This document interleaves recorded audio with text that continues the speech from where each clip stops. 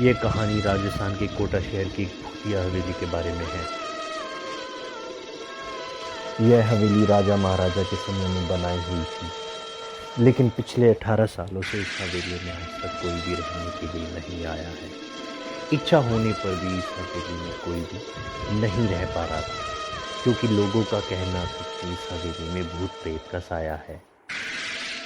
जब अजीत सिंह को इस हवेली के बारे में पता चला तो उसने तय किया कि वो इस रहस्य को जान कर ही रहेगा, क्यों लोग इस हवेली में नहीं रह पा रहे हैं। उसने मजबूत इच्छा शक्ति से हवेली में रहने की पूरी तैयारी कर ली। जब उसने हवेली के अंदर जाने के लिए पैर आगे बढ़ाए तो अचानक दरवाजे पे किसी अनजान व्यक्ति ने उसे रोक लिया और नज़दीक जाके बोले, कौन हो आप और किधर जा रहे हो? अजीत सिंह ने जवाब देने के बजाय उसने सामने सवाल किया, जी आप कौन? मेरा नाम अर्जुन सिंह है और मैं यही पास में ही रहता हूँ। अजीत सिंह ने कहा, ओह अच्छा, मैंने सुना है कि यह एक भूतिया हवेली है और यहाँ कोई नहीं आ पाता है, इसलिए मैं इस हवेली में एक दिन रुकने का फैसला किया है। अर्जुन सिंह ने कहा, जी हाँ, आपने सही सुना है और आप भी अंदर मत जाइए। मेरी माने तो आप भी वापस लौट जाइए, यहाँ बहुत खतरा है। यह सुनकर अजीत सिंह खुश हो गया, जैसे उन्हें कोई लॉटरी लग गई हो। अर्जुन ने उसकी खुशी को देखकर बोला, आप क्यों खुश हो रहे हो? आपको तो भूत का नाम सुनकर डर लगना चाहिए। अजीत बोलता है, शायद आपको पता नहीं होगा कि मैं भूत प्रेत में काफ़ी दिलचस्पी रखता हूँ। अगर इस हवेली में भूत है तो मैं अंदर ज़रूर जाऊँगा और सारी सच्चाई का पता भी लगाऊंगा। इतना कहकर अजीत सिंह उस हवेली में चले गए। अंदर जाके अजीत ने अपनी बैग को साइड में रखा और हवेली की चारों ओर देखने लगा। सारे रूम भी चेक कर लिए। बाद में ड्राइंग रूम में आके सोफे पर बैठ गया। उसने वहाँ बैठकर दारू के 2-4 पैक भी पिए। वहीं अचानक उस रूम में लाइट का एक बल्ब चालू बंद होने लगा, लेकिन अजीत ने उस पर ध्यान नहीं दिया। थोड़ी देर बाद दूसरा बल्ब चालू बंद होने लगा, फिर तो हवेली की सारी लाइटें चालू बंद होने लगी। यह सब देखकर अजीत अपनी जगह पे खड़ा हो गया और संपूर्ण सावचेत हो गया। अचानक उसके सामने एक छोटा टेबल हवा में उड़ने लगा। करीबन 6 फुट हवा में ऊपर जाके गोल गोल घूमने लगा और बाद में अजीत की ओर तेजी से आने लगा।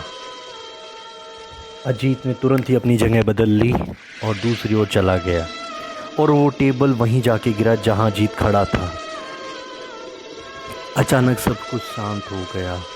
अजीत ने चारों ओर सतर्कता से देखा और बड़ी आवाज़ में बोला, तुम जो भी हो सामने आकर के बात करो। वहीं एक बड़ी परछाई उसके सामने आई। अजीत ने उस परछाई को देखकर बोला, कौन हो तुम और क्यों मुझे मारना चाहते हो? परछाई कहती है, तुम्हारी भूल के कारण।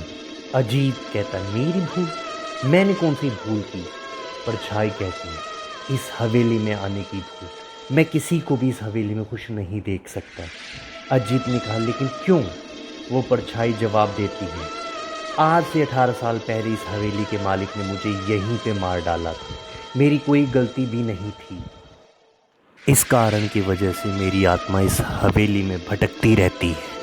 मैं किसी को भी इस हवेली में नहीं रहने दूंगा, क्योंकि इस हवेली में मेरा खून हुआ था। इस हवेली में जो भी रहने के लिए आएगा उसकी मौत होगी। अजीत ने कहा, मैं तुम्हें अपने असली रूप में देखना चाहता हूँ। आत्मा कहती है, तुम्हारे मरने से पहले मैं तुम्हारी ये इच्छा ज़रूर पूरा करूँगा। और उस परछाई ने एक भयानक डरावना रूप ले लिया। उसका चेहरा इतना भयानक था कि अजीत भी एक क्षण के लिए डर गया था, लेकिन दूसरे ही क्षण में उसने अपने आप पर काबू पा लिया। बाद में उसने अपनी जेब में से सफ़ेद पाउडर निकाला और उस भूत के ऊपर फेंक दिया। भूत के ऊपर पाउडर पड़ते ही वो जलने लग गया। बड़ी बड़ी ज्वाला उठने लग गई। वो बहुत ज़ोर ज़ोर से चिल्लाने लगा और बाद में पूरी तरह से जल गया। उसके बाद अजीत ने चैन से सांस ली और वहीं पर सो गया। दूसरे दिन सुबह जब अजीत को सही सलामत हवेली से बाहर आते देख अर्जुन को आश्चर्य हुआ। अर्जुन ने अजीत से पूछा, तुम कैसे जिंदा हो। जब अजीत ने अर्जुन को कल रात को घटी घटना को पूरी तरह से बताया और बोला अब यह हवेली भूतिया हवेली नहीं रह गई। तो दोस्तों ये थी कहानी राजस्थान के कोटा शहर की। आपको ये कहानी कैसी लगी कमेंट करके ज़रूर हमें बताएं, ताकि हम ऐसे ही मज़ेदार और दिलचस्प और रोमांचक कहानियाँ आपके सामने लाते रहें। धन्यवाद दोस्तों।